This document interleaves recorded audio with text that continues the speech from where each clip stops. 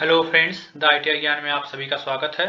हम लोग जैसा कल डिस्कस कर रहे थे, फिटर के फर्स्ट सेमेस्टर के जो भारत स्किल्स पर क्वेश्चंस दिए हुए हैं उनको डिस्कस कर रहे थे। तो उसी कड़ी को आगे बढ़ाते हुए हम लोग आज देखते हैं क्वेश्चन नंबर 28 को। क्वेश्चन नंबर 28 ये कहता है which chisel used for squaring materials at the corners comma joints. Corner और जॉइंट्स पर मटेरियल को चौकोर करने के लिए किस छेनी का उपयोग किया जाता है। तो कॉर्नर और जॉइंट्स पर जो मटेरियल होता है उसको चौकोर करने के लिए हम लोग डायमंड पॉइंट छेनी का यूज करते हैं।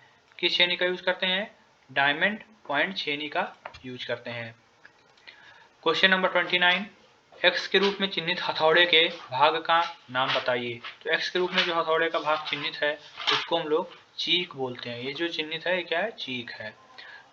30 पर आते हैं, काटने वाले छेनी पर गामा द्वारा किस कोण को दर्शाया जाता है। इस कौन सा कोण है ये है रेक एंगल। कौन सा कोण है?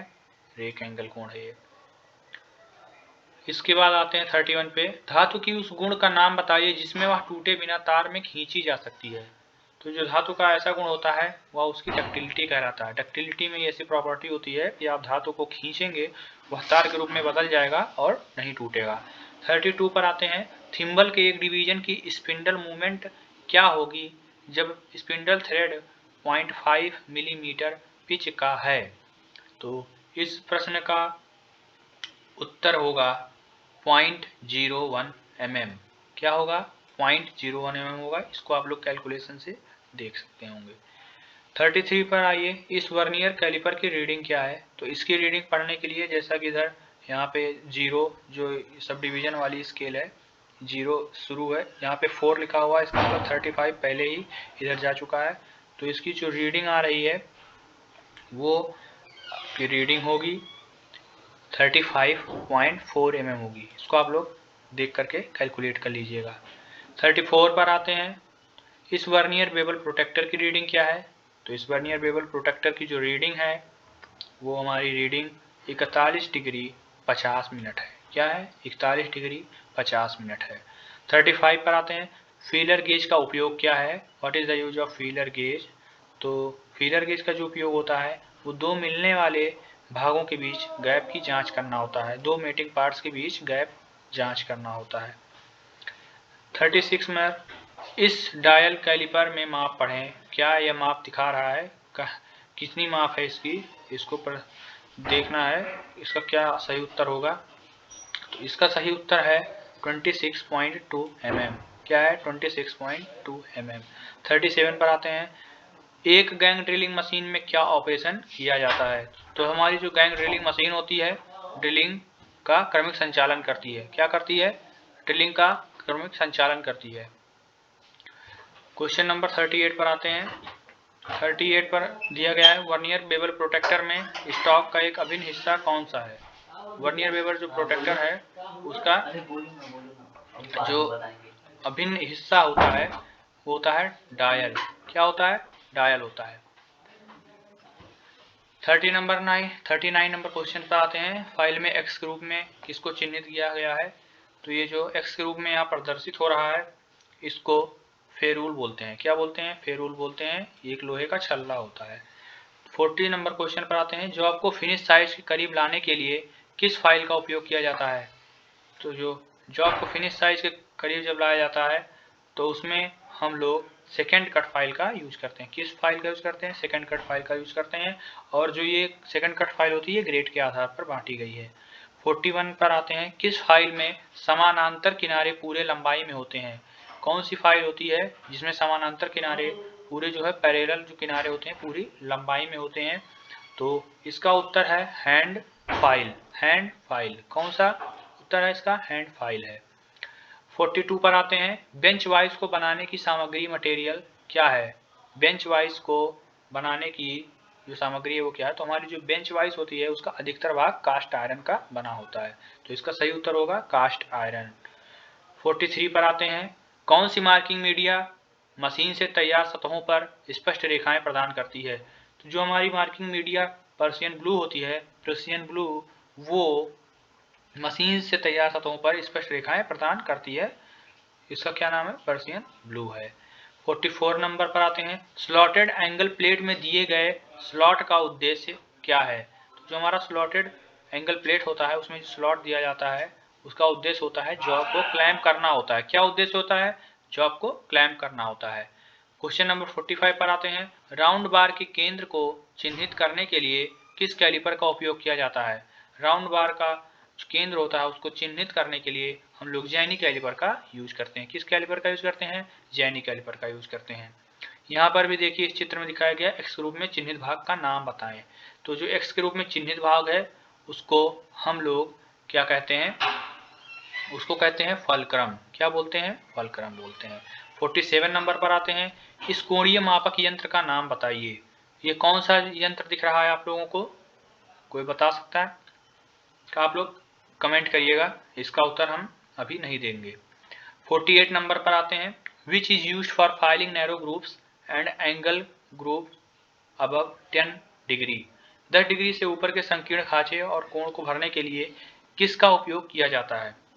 तो इसमें जो यूज किया जाता है नाइफ एज फाइल का यूज किया जाता है। किस फाइल का यूज किया जाता है? नाइफ एज फाइल का यूज किया जाता है। 49 नंबर पर आते हैं, उस दोष का नाम बताइए जब धातु के चिप्स फाइल के दांतों में घुस जाते हैं। तो इस दोष को क्या कहते हैं हम लोग? इस दोष को कहते हैं पिनिंग ऑफ फाइल, अर्थात फाइल की पिनिंग कहते हैं। 50 नंबर क्वेश्चन पर आते हैं, ऑयल ग्रूव्स को काटने के लिए किस छेनी का उपयोग किया जाता है। Which chisel is used for cutting oil grooves. तो जो ऑयल ग्रूव्स होते हैं उनको काटने के लिए हाफ राउंड नोज चिजल का प्रयोग किया जाता है। हाफ राउंड नोज छेनी का प्रयोग किया जाता है। इसी प्रकार आगे बढ़ते हैं। ये फाइल जो है ये कौन सी फाइल है जो आप लोगों को दिखाई दे रही है?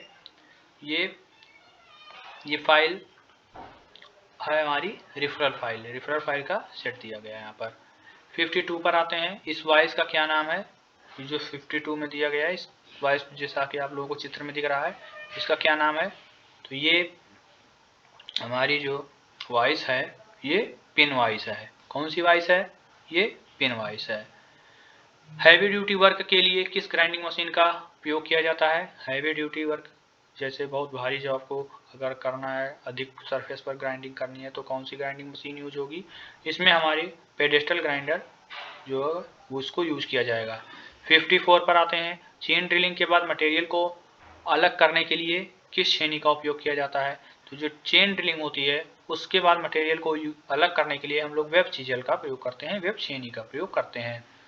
इसके बाद आ जाइए आप लोग 55 नंबर पर, जो लकड़ी का काम करने वाले आरी के दांतों को तेज करने के लिए किस फाइल का उपयोग किया जाता है? लकड़ी का काम करने वाले आरी के दांतों को तेज करने के लिए किस फाइल का उपयोग किया जाता है? तो उस फाइल का नाम है मिल्सा फाइल। कौन सी फाइल है? मिल्सा फाइल है। इसके बाद 56 नंबर पर आते हैं, 56 नंबर पर, हथौड़े का वजन कहाँ दर्शाया जाता है? तो हथौड़े का जो वजन होता है वो हथौड़े के चीख पर दर्शाया जाता है। कहाँ दर्शाया जाता है? चीख पर दर्शाया जाता है। अगर चिपिंग करते समय छेनी का निकासी कोण अनुशंसित कोण से कम है तो क्या प्रभाव होगा? तो देख लेते हैं। What will be the effect if the clearance angle of chisel is less than recommended angle while chipping. तो इसका सही उत्तर जो है वो होगा कि हमारी जो कटिंग एज है वो घुसेगी नहीं, अर्थात वो काट नहीं पाएगी और छेनी फिसल जाएगी। क्या हो जाएगा? छेनी फिसल जाएगी। इसके बाद 58 नंबर पर आते हैं, टूटे बिना तन्यता बलों के प्रभाव का विरोध करने वाली धातु की प्रॉपर्टी का नाम बताइए। Name the property of metal to resist the effect of tensile forces without rupture. तो इसका सही उत्तर होगा टेनेसिटी। क्या होगा? टेनेसिटी। यह जो है टूटे बिना तन्यता बलों का विरोध करने की क्षमता रखती है, यही इसकी प्रॉपर्टी होती है इस धातु की। तो आइए देखते हैं 59 नंबर क्वेश्चन। एक्स के रूप में यहाँ पर क्या दिखाई दे रहा है? एक्स के रूप में हम लोग देख रहे हैं एनविल है। क्या है? ये माइक्रोमीटर की आउटसाइड माइक्रोमीटर है, उसकी एनविल है ये।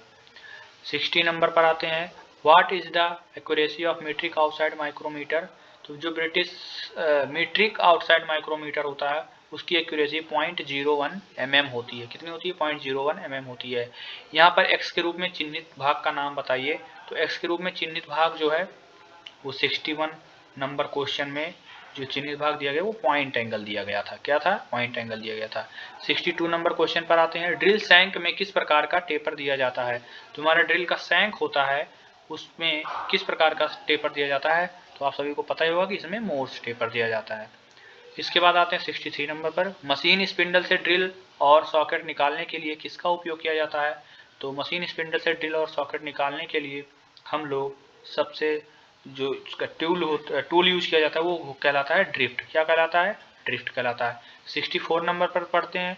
प्रतिबंधित स्थान में उपयोग किए जाने वाले टैप रिंच का नाम बताइए। तो जो प्रतिबंधित स्थान पर यूज किया जाता है उस टैप को टी हैंडल टैप रिंच बोलते हैं। इसको प्रतिबंधित स्थान पर हम लोग यूज करते हैं।